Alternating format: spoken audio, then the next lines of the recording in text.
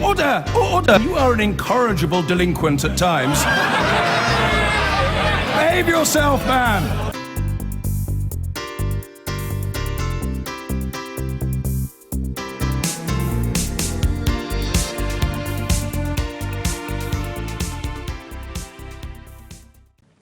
Now then, with high-profile Leave campaigners, including Boris Johnson and Michael Gove, setting up a new campaign to deliver Brexit, Labour's former Shadow Business Secretary Chuka Umunna is looking to hold them to the promises they made during the fierce referendum campaign. And top of the list, of course, is the pledge to give £350 million, maybe £100 million more each week to the National Health Service. Well, Mr Umunna joins me now from West London, and a very good morning to you. Whether the money's going to go to the NHS eventually or not, the fact is, as we all know, we haven't left the EU and we're still paying in, and will be doing so for several years.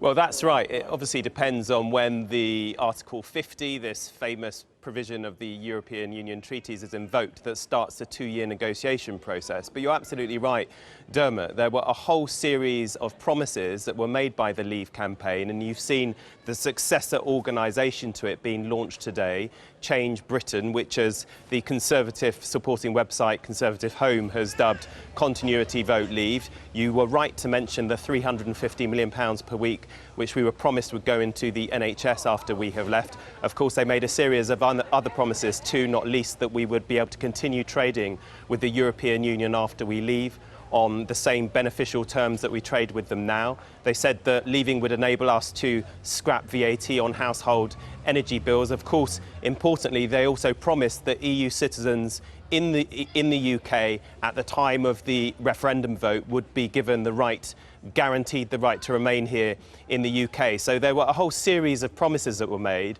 which the organisation that I chair, Vote Leave Watch, is aiming to ensure people are held to account on. And I use that phrase very specifically because, of course, there will be some promises that the Leave campaign made that you wouldn't necessarily want kept. But I think it's important, both from the point of view of the 48% of people who voted for us to stay in the EU, but also the 52% who voted for us to leave, that the promises upon which this campaign, which won in the end, were made, that people are held to account on that and scrutinised as to whether they delivered what they promised. And where are you on giving people another say when the smoke all clears, if it ever does clear after all the negotiation is done and dusted? Do you think there should be some form of vote? Well, I have to say, and this is going to disappoint some people who campaigned on the same side as me during the referendum campaign. As you know, I came on your show many times making the case for us to stay as part of the Britain Stronger in Europe campaign.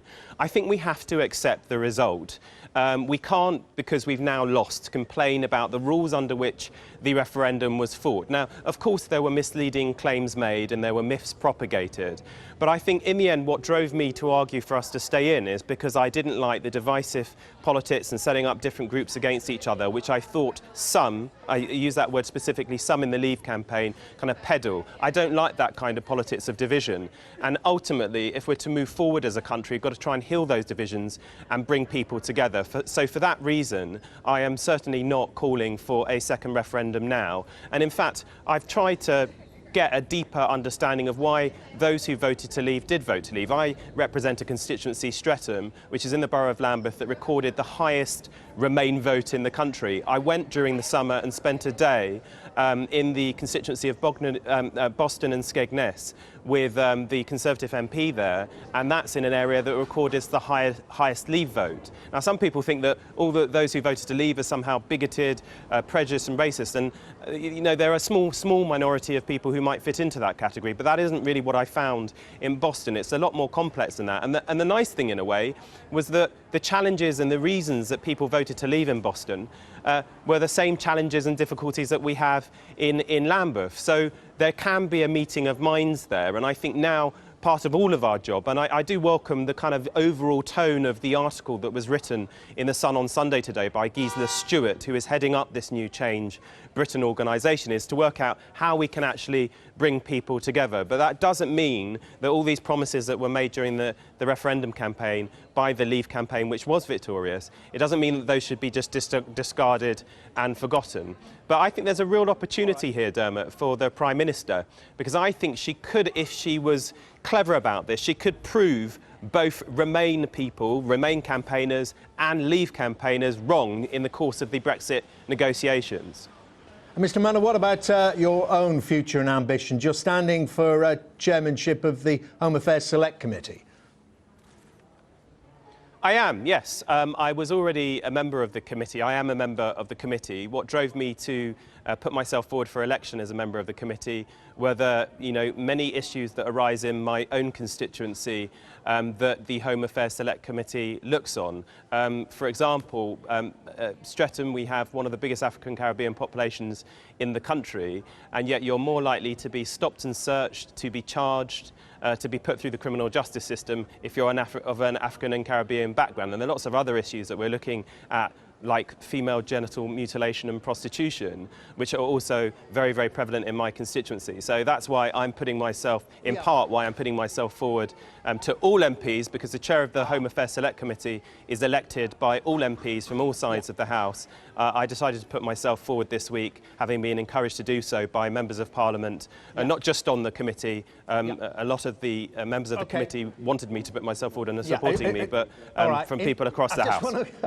Just want to get a word in and just examine the in part bit, because it's said perhaps this is symbolic of the so-called big beasts of Labour heading for other jobs because of what's going on with the leadership. There we've got Andy Burnham going for Mayor of Manchester, Sadiq Khan already in London. Are you looking for other ways to influence things? Well, I always said when I left the Shadow Cabinet in September last year, and it was by mutual agreement of myself and Jeremy Corbyn, the leader, that it would probably be better for me to support the cause from the backbenches. I always said at that point that I never subscribed to this view that the only way to make a contribution in Parliament was by being a front bencher, whether that's on the on the government side or the opposition side. And I look at some of the fantastic work that colleagues have done over the years from the backbenches, where they've actually changed laws and helped improve things. Stella Creasy, the MP for Walthamstow, all her work trying to clamp down on legal loan sharks, or the deputy leader of the Labour Party, Tom Watson, when he was on the backbenches, and the work he did to ensure we had better regulation of the media and the press. I think both those things illustrate that the only way, the only way of making a contribution is not on the front bench. And, for us in the Labour Party, once we do get the result of the ongoing leadership contest on the 24th of September, and, hands up, I nominated Owen Smith and I hope he wins that contest. But afterwards, we've all got to work out how we can move forward and work together to advance the Labour cause, and most importantly, win the general election whenever that comes, because ultimately that is why our party was set up. We were not set up to be a protest group or protest movement, and I do believe protest is important, but we were set up to be a parliamentary operation looking to win power to implement Labour's values in office. And ultimately, that has to be the goal, getting the Labour Party elected, and that requires a broad coalition, not just a small part of the left of the political spectrum, but a broad coalition of support and sentiment spanning from the centre to the left. Under our first-past-the-post electoral system, which I actually would like to abolish and replace with a proportional representation system, that is the only option open to us. You'll abolish this programme. We're out of time. Mr. Umunna, thank you very much indeed. Chuka Umunna there in West London. Thank you. I've been getting